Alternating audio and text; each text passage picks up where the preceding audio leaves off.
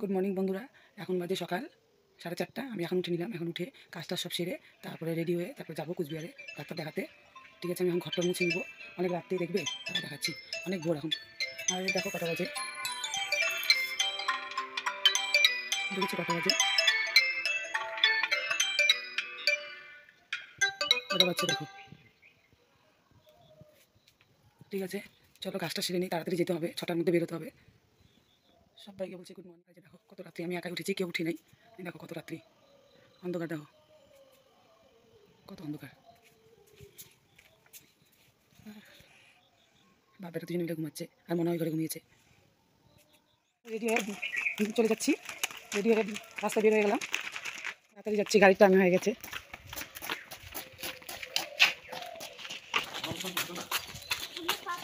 চলো একদম গাড়িতে বসে তারপরে আবার দেখা যাচ্ছে।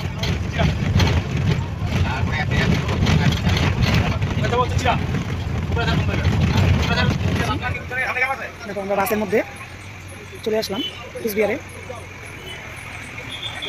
আমরা বাসে বাসের মধ্যে আছি, আর যেখানে দাঁড়িয়ে চা খেয়ে নিলাম। আবার উঠে বসলাম, কাছের মধ্যে যাই নামবো। এই দেখো কত বড় সাগরদিঘি, এই দেখো কত বড় কুচবিহারের সাগরদিঘি। দেখো কত বড়, এটা রাজবাড়ির মধ্যেই পড়ে। আর দেখো হাঁস, দেখো কত বড়, দেখে নাও। কুচবিহার রাজবাড়ি সাগরদিঘি।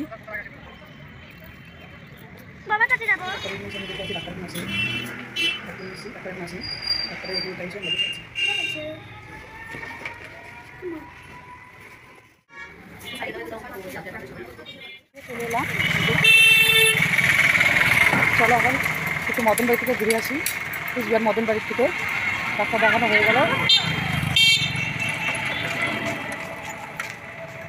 বাবু বলছে মদন বাড়িতে যাবে, তো চলো ডাক্তার দেখালাম। ডাক্তার ওষুধ টষুধ লিখে দিল, বললো কি যে এক্স রে করাইতে হবে না, এক্স রে লাগবে না, ওষুধগুলো খেলেই কমে যাবে।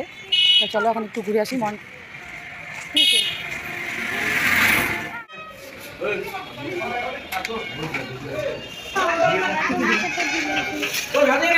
ভাত, শাক ভাজা।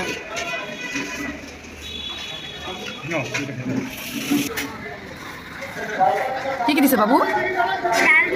হ্যাঁ, ভাজা এই যে দেখো, বড়া দিচ্ছে, এই যে আলু ভাজা দিচ্ছে, ডাল দিচ্ছে, পাপড় ভাজা দিচ্ছে, এখানে তরকারি দিচ্ছে, এখানে এখানে সোয়াবিন দিচ্ছে, এখানে এখানে ইসে দিচ্ছে।